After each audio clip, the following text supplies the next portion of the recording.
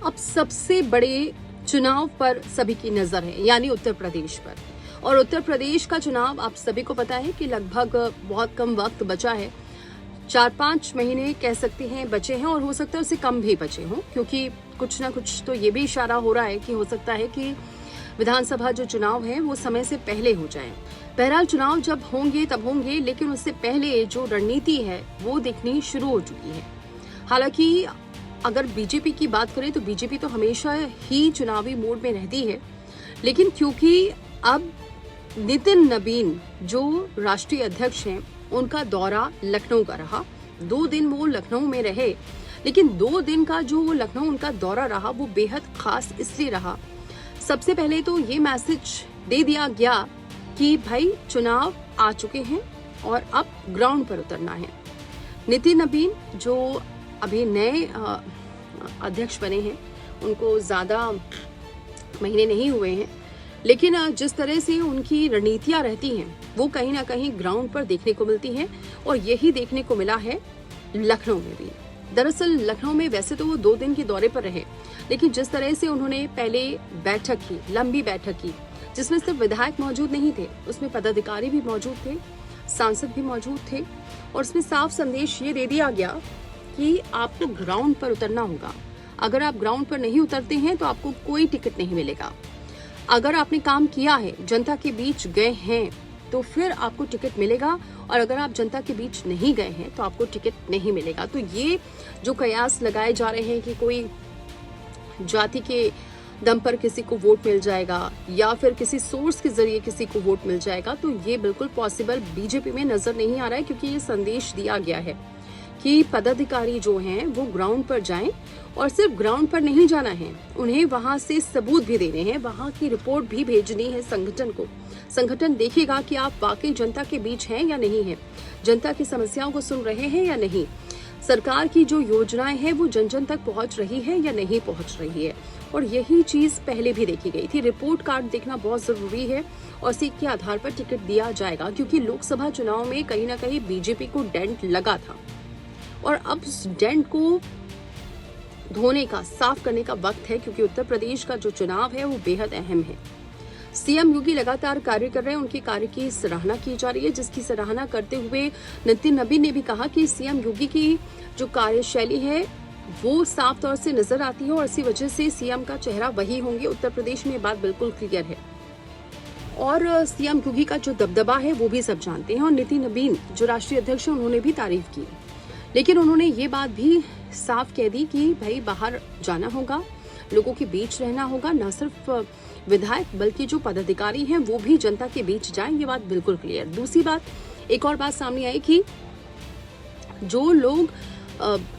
जब कोई नेता पहुंचते हैं उनके स्वागत के लिए भीड़ लगा देते हैं और लंबा जाम लग जाता है, ये समस्या जनता को नहीं आनी चाहिए। स्वागत करना है ठीक है, लेकिन स्वागत ऐसा ना करें कि जनता इससे परेशान हो, क्योंकि जनता को कोई मतलब नहीं है कि कौन सा प्रतिनिधि आ रहा है, और उनके स्वागत के लिए इतना बड़ा जमावड़ा लगा दिया गया है कि लोग परेशान हो रहे हैं, तो इससे भी थोड़ा दूरी बनाए रखें। अब दूसरी सबसे बड़ी बात, नितिन नबीन क्यों पहुंचे शर्मा की चाय के पास? दरअसल शर्मा की चाय लखनऊ की एक ऐसी चाय की दुकान है जहां पर हर राजनीतिक नेता जाता है। अटल बिहारी वाजपेयी से लेकर तमाम जो नेता हैं, राजनाथ सिंह, क्योंकि राजनाथ सिंह वहां से सांसद हैं, वो वहां पर जाते हैं, बहुत सारे राजनीतिक दल के नेता वहां जाते हैं, क्योंकि वहां पर एक ऐसा जमावड़ा है जहां हर एक वर्ग पहुंचता है, चाहे वो युवा वर्ग हो, बुजुर्ग हो, महिलाएं हैं, सब कोई वहां पर पहुंचते हैं। और यही वजह है कि वहां पर अच्छी खासी वोट बैंक मिल सकता है, और इसलिए नितिन नबीन लोगों के बीच पहुंचे। वो किसी एसी कमरे में नहीं बैठे, ना ही उन्होंने वहां पर किसी आलिशान कमरे में बैठकर कोई बातचीत की। उन्होंने वहां पर बातचीत की जहां आपको बीजेपी के तमाम बड़े नेता नजर आए। सीएम योगी तो नहीं थे, लेकिन पंकज चौधरी जो बीजेपी के अध्यक्ष हैं,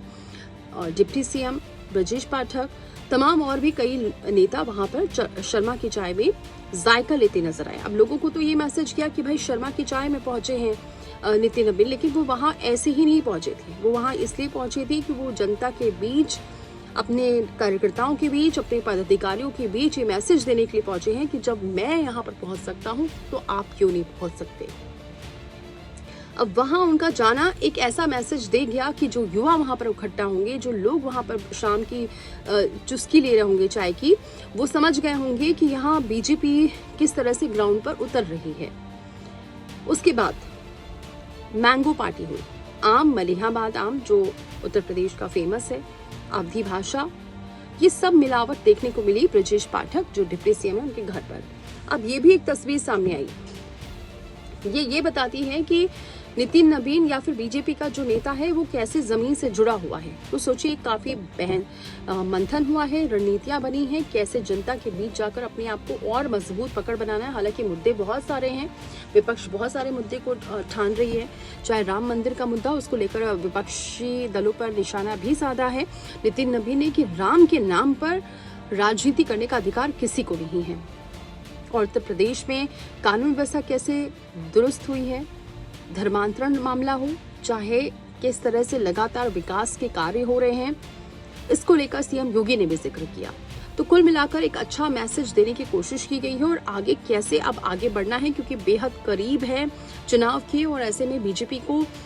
फिर से फतेह करना है। और उत्तर प्रदेश का क्योंकि चुनाव सीधे केंद्र से जुड़ा होता है, इसीलिए पूरी बीजेपी का फोकस इस वक्त सिर्फ और सिर्फ उत्तर प्रदेश के चुनाव पर है। अब ये देखना काफी अहम होने वाला है कि आगे आने वाले दिनों में किस तरह से वोटों यहाँ पर जो टिकट हैं वो बंटवारे होते हैं, कैसे रिपोर्ट कार्ड बनता है, क्योंकि अब जो बैठक हुई है उसमें ये संदेश जब चला गया है कि जब ग्राउंड पर कोई जाएगा कौन काम कर रहा है, तो ऐसे में चाहे कोई भी हो, चाहे वहाँ का एक अच्छा युवा नेता हो या फिर वो नेता, क्योंकि यहाँ पर ये भी नहीं पता होता है बीजेपी में कि कौन से नेता को कब टिकट मिल जाएगा या कौन मुख्यमंत्री बन जाता है। यहाँ तो तय है कि सीएम योगी ही रहेंगे, लेकिन बाकी राज्यों में हमने देखा है कि अचानक से कौन सीएम बन जाता है किसी को पता नहीं रहता, लेकिन उसका नतीजा यही रहता है कि जो ग्राउंड पर लोगों के बीच पहुंच रहा है, जो बीजेपी की योजनाओं को जन जन तक पहुंचा रहा है। और इसीलिए नितिन नबीन का ये दौरा बेहद अहम और महत्वपूर्ण ही माना जा रहा है।